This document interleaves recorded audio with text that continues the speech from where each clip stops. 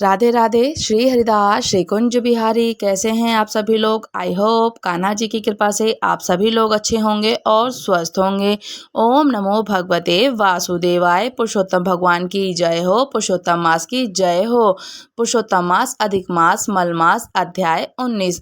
सोबरी ऋषि मुनि जी का पतन क्यों होता है, उनको विवाह की ओर ग्रस्त क्यों होते हैं, आइए जानते हैं। श्रीमद् भागवतम महापुराण की कथाओं को श्रवण करते हैं। जो भी व्यक्ति नर नारी पुरुष श्रीमद् भागवतम महापुराण की कथाओं को श्रवण करता है, अधिक मास पुरुषोत्तम मास का महत्व श्रवण करता है, वाचता है या किसी को बताता है, तो उसे अत्यंत पुण्य फल की प्राप्ति होती है और अनंत पुण्य फल की प्राप्ति होती है। पुरुषोत्तम मास में थोड़ा भी किया गया पुण्य का कार्य जो अनंत पुण्य फल की प्राप्ति देता है। तब जानते हैं श्री हरि नारायण की पूजन भजन कीर्तन तप महिमा जब से श्री हरि नारायण की इतनी कृपा बनती है कि वो अपने भक्तों को कभी भी किसी प्रकार का कोई कष्ट नहीं होने देते और स्वयं श्री हरि नारायण जी उनके अधीन हो जाते हैं। सोबरी ऋषि मुनि जी का पतन श्रीमद् भागवतम महापुराण की कथाओं से सम्मिलित है। परम तपस्वी सोबरी ऋषि एक बार यमुना जी के जल में तपस्या कर रहे थे और माया ऐसी चीज है कि बड़े से बड़े महात्माओं को भी माया अपने मोह में आकर्षित कर ही लेती है। उन्होंने देखा कि दो मछलियां सहवास कर रही हैं और ये दृश्य देखकर उनके हृदय में विचार आता है कि वो भी इस सुख को अवश्य प्राप्त करेंगे, तभी वह छोटा सा जीव भी इतना आनंदित हो रहा है। ये सोचकर उन्होंने निश्चय कर लिया कि उन्हें भी ये सुख प्राप्त करना चाहिए। महान तपस्वी सोबरी जी के मन में विवाह की इच्छा उत्पन्न हुई और वे सीधे राजा मानधाता जी के पास जाते हैं। राजा के महल में 50 राजकुमारियां उनकी बेटी थीं। सोबरी ऋषि ने राजा से कहा कि हे मानधाता, मुझे एक राजकुमारी भिक्षा में दे दो जिससे कि मैं विवाह कर सकूं। यह स्थिति जब राजा मानधाता देखते हैं उनके लिए एक बड़ी समस्या बन जाती है, क्योंकि सोबरी ऋषि जी के शरीर में मछलियों जैसी गंध आ रही थी कि उन्होंने इतनी तपस्या करी थी जल के भीतर रहकर कि उनके अंदर से उनके शरीर से मछलियों की गंध आती थी और उनका शरीर तपस्या से इतना दुर्बल हो गया था कि उनकी केवल हड्डियां दिखाई देती थीं। ऐसे में राजा मानधाता ने सोचा विचार किया कि ऐसे अवस्था में इनसे मेरी कौन सी कन्या राजकुमारी उन्हें पसंद करेगी या विवाह करेगी। इन्हीं कारणों से राजा मानधाता ने कूटनीति में उत्तर दिया कि हे ब्राह्मण श्रेष्ठ, जो कन्या आपको पसंद कर ले आप उसे स्वीकार कर लीजिएगा। तब सोबरी ऋषि जी ने 50 राजकुमारियों से विवाह करने के लिए मन में उत्पन्न हुई आशा को किस तरीके से आगे बढ़ाया। सोबरी ऋषि ने राजा मानधाता का भाव तो समझ ही लिया था। वो अपनी तपस्या में इतने निपुण थे कि वो उनके मन की बात को भी जान सकते थे। उनके मन का राजा मानधाता के मन का भाव समझ लिया। उन्होंने सोचा तुम मुझे बूढ़ा और कुरूप समझकर ऐसा कह रहे हो, क्योंकि मेरे शरीर पर झुर्रियां पड़ गई हैं, बाल सफेद हो गए हैं और मेरा रूप बिगड़ चुका है। मैं तो ये मान रहे हो कि मैं बूढ़ा हूँ और मुझे कोई स्वीकार नहीं करेगा, पर मैं अब ऐसा रूप धारण करूंगा कि तुम्हारी सभी 50 राजकुमारियां मुझसे विवाह करने के लिए आपस में झगड़ा करेंगी। और सोबरी ऋषि ने राजा से कहा कि मानधाता, अपनी राजकुमारियों को आदेश दीजिए कि सोबरी ऋषि महल में पधार रहे हैं। जो भी मुझे अपना पति बनाना चाहे वो मुझे वरण कर सकती है। तपस्वी महापुरुष सोबरी ऋषि के लिए कुछ भी दुर्लभ नहीं था और ना ही कुछ भी दुर्बल था। उन्होंने अपनी तपस्या से इतनी शक्ति तो प्राप्त कर ही ली थी। सोबरी ऋषि जी ने अपने संकल्प से अत्यंत सुंदर रूप धारण कर लिया। देखिए, जब कामना जागृत हुई तो भजन और तप का प्रयोग कहाँ होने लगा। सोबरी ऋषि जी ने सुंदर सा रूप धारण किया और 50 राजकुमारियों से उनसे विवाह करने के लिए दौड़ पड़ती हैं और सभी ने उन्हें अपना पति बना लिया। उनकी सारी बेटियां, राजा मानधाता की सारी बेटियां उनसे विवाह करने के लिए उत्पन्न जो उनके साथ में गई तब उनको वरण करना चाहती हैं। वह 50 कन्या इतने सामर्थ्यशील महात्मा को अपने पति के रूप में पाकर अत्यंत सुखी हो गई। लेकिन जल्द ही वे एक दूसरे से कलह करने लगी और कहने लगी कि ये तुम्हारे योग्य नहीं बल्कि मेरे योग्य है, ये तुम्हारे योग्य नहीं बल्कि मेरे योग्य है। इस स्थिति को देखकर सोबरी ऋषि ने कहा कि आपस में तुम लोग झगड़ा मत करो, मैं तुम सबके योग्य हूँ। अपनी तपस्या के प्रभाव से उन्होंने नई सृष्टि की रचना करी। यमुना जी के किनारे उन्होंने कई महल, उपवन और नगर का निर्माण कर दिया। सुगंधित पुष्पों के बगीचे लगा दिए, कमलों से भरे हुए सरोवर और सुंदर सुंदर स्थानों से सारी जगह भर दी। और स्थान महल में बहुमूल्य सैया, आसन, वस्त्र, आभूषण, दास दासियां, ये सब उन्होंने अपनी तपस्या से ही प्रकट कर दिया। अब सोबरी ऋषि जी के पास एक राजा का मान और सम्मान वैभव हो गया था। जब सोबरी ऋषि जी 50 राजकुमारियों से विवाह करके अपने नए जीवन की ओर बढ़ते हैं तो राजा मानधाता के मन में ये चिंता थी कि इतने बड़े परिवार के लिए ये ऋषि भोजन और अन्य आवश्यकताओं की व्यवस्था भला कैसे कर सकेंगे। इस पर सोबरी ऋषि ने राजा से कहा, कल यमुना किनारे आकर देख लेना। अगले दिन जब 7 द्वीपों वाले इस विश्व के राजा मानधाता यमुना जी के किनारे पहुंचते हैं तो सोबरी ऋषि जी का अद्भुत अद्भुत वैभव देखकर आश्चर्यचकित हो जाते हैं राजा मानधाता। उनके पास ऐसी भोग सामग्री थी जो स्वयं राजा मानधाता के पास भी नहीं थी। ये सब सोबरी जी की तपस्या के बल से ही संभव हुआ था और सोबरी ऋषि भी गृहस्थ जीवन के सुखों में रम गए थे और अपनी इंद्रियों और विषयों का भरपूर सेवन करने लगे। लेकिन विषयों का सेवन करने से कामना की तृप्ति कभी नहीं होती है। जैसे घी की कुछ बूंदें आग की लपटों को भड़का देती हैं, इसी प्रकार उनका भोगों का असंतोष बढ़ने लगता है। 50 राजकुमारियां और इतना वैभव संपन्न जीवन जीने के बाद वे तृप्त नहीं हो सके। उनके मन की शांति अभी संतुष्ट नहीं हुई। सोबरी ऋषि जी ने एक दिन यमुना के तट पर बैठ गए और गहरे चिंतन में डूब गए। उन्होंने सोचा कि मछली के एक क्षण के कुसंग ने मेरी ये स्थिति बना दी कि मैं अपनी सारी तपस्या को खो देता हूँ। अपनी सारी गहन तपस्या को खो दी मैंने और वह केवल भोगों के लिए। अरे मैं कितना बड़ा तपस्वी और संयमी था, मुझे ये कैसे चूक हो सकती है भला मुझसे। ये मेरा पतन तो देखो। मैंने दीर्घ काल तक अपने ब्रह्म तेज का अक्षय रखा था, परंतु जल के भीतर विहार करती हुई एक मछली के सहवास ने मेरा ब्रह्म तेज नष्ट कर दिया और नष्ट करने के पश्चात उनको बड़ा ही गहन चिंता में डल जाते हैं। तब सोबरी ऋषि जी कहते हैं कि मैं पहले एकांत में अकेला तपस्या में लीन था, लेकिन एक मछली को देखकर क्रीड़ा करते हुए मेरी तपस्या भंग हुई। मैंने 50 राजकुमारियों से विवाह किया, फिर संतानों के कारण मेरा परिवार 5,000 हो गया। पहले 5 और फिर उनको सबसे एक एक राजकुमारी से उनको पुत्र हुए तो 50,000 से अधिक लोगों को भी उनके परिवार बढ़ गया था।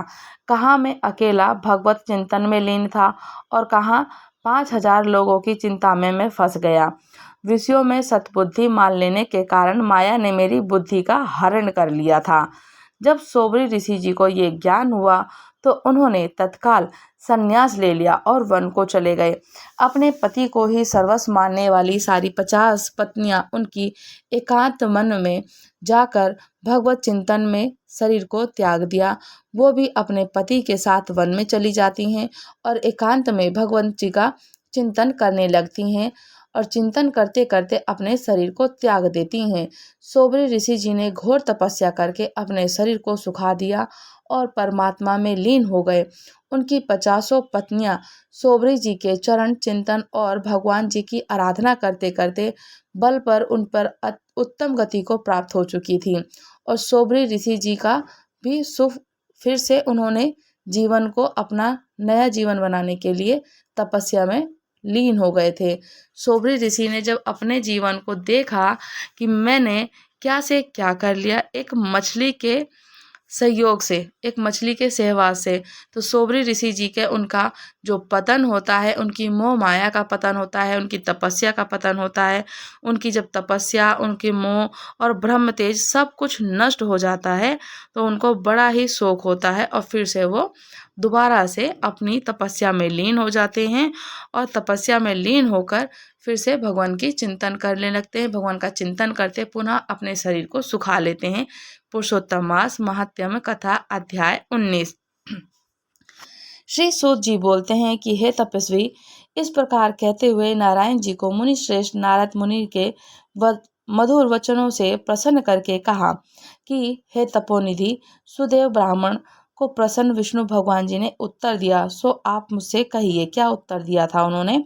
तब भगवान नारायण बोलते हैं, इस प्रकार महात्मा सुदेव शर्मा ब्राह्मण ने भगवान विष्णु से कहा कि भक्त विश्वल भगवान विष्णु जी ने वचनों के द्वारा सुदेव ब्राह्मण को प्रसन्न करके कहा कि जो तुमने किया है उसको दूसरा नहीं करेगा। जिसके करने से हम प्रसन्न हुए हैं उसको आप भी नहीं जानते हैं। ये हमारा प्रिय पुरुषोत्तम मास गया है। स्त्री के सहित शोक में मनन और तुमसे पुरुषोत्तम मास की सेवा हुई है। इस पुरुषोत्तम मास में जो एक भी उपवास करता है वह मनुष्य अनंत पापों को भस्म कर विमान से बैकुंठ लोक को जाता है। सो तुमने 1 महीना बिना भोजन किए बीत गया और असमय में मेघ के आने से प्रतिदिन मध्याह्न और साय के काल तीनों समय स्नान और अनायास ही हो गया। ये तीनों समय तुमसे स्नान भी हुआ। तुमको 1 महीना तक मेघ के जल से स्नान मिला और उतना ही अखंडित उपवास हो गया। शोक रूपी समुद्र में मगन होकर ज्ञान की शक्ति में हीन तुमको अज्ञान से पुरुषोत्तम मास का सेवन हुआ। तुम्हारे इस साधन का तोल कौन कर सकता है भला। तराजू के एक तरफ पलड़ने में वेद में कहे हुए जितने साधन है ना, उन सबको एक तरफ रख दो और दूसरी तरफ पुरुषोत्तम मास को रख दो। पुरुषोत्तम की देवताओं को सामने ब्रह्मा ने तोलन किया तो सब हल्के में हो गए थे और पुरुषोत्तम मास भारी पड़ गया था। सारे वेद और शास्त्र हल्के हो गए और पुरुषोत्तम मास भारी हो गया। इसलिए भूमि में रहने वाले लोगों से पुरुषोत्तम मास का पूजन किया जाता है। यद्यपि पुरुषोत्तम मास सर्वत्र है, फिर भी इस पृथ्वी लोक में पूजन करने से फल देने वाला कहा गया है। इससे वश इस समय आप सब हर तरह के धन्य हो, हर प्रकार से धन्य हो, क्योंकि आपने इस पुरुषोत्तम मास में उग्र और परम दारुण तप को किया है। मनुष्य शरीर को प्राप्त कर जो लोग श्री पुरुषोत्तम मास में स्नान, दान आदि तीर्थों का सेवन करते हैं, वो लोग जन्म जन्मांतर तक दरिद्र नहीं होते हैं। और इसलिए जो ये सब तरह से हमारे प्रिय पुरुषोत्तम मास का सेवन करते हैं वे हमारे प्रिय होते हैं, धन्य होते हैं, भाग्यवान होते हैं। तब श्री नारायण बोलते हैं कि हे मुनीश्वर, जगदीश्वर हरि भगवान जी के इस प्रकार कहकर गरुण जी पर सवार होकर शुद्ध स्वयं बैकुंठ भवन में शीघ्र चले गए और अपनी पत्नी सहदेव सुदेव शर्मा पुरुषोत्तम मास का सेवन से मृत्यु से उठे और सुखदेव पुत्र को देखकर अत्यंत दिन रात प्रसन्न होने लगे। मुझसे अज्ञानवश पुरुषोत्तम मास का सेवन हुआ। पुरुषोत्तम मास का सेवन फलीभूत हुआ, जिसके सेवन से मृत पुत्र उठकर खड़ा हो गया। आश्चर्य है कि ऐसा मास कहीं नहीं देखा। इस तरह आश्चर्य करता हुआ उस पुरुषोत्तम मास की अच्छी तरह पूजन करने लगा और अपनी पत्नी के साथ ब्राह्मण श्रेष्ठ इस पुत्र से प्रसन्न हुए और सुखदेव पुत्र ने भी अपने उत्तम कार्यों से अपने माता पिता को प्रसन्न किया। सुदेव शर्मा ने पुरुषोत्तम मास की प्रशंसा करी और आदर के साथ भगवान विष्णु जी का भगवान में पूजन अर्चन करने लगे। कर्म मार्ग से होने वाले फलों में इच्छा का त्याग कर एक भक्ति मार्ग में ही प्रेम रखा।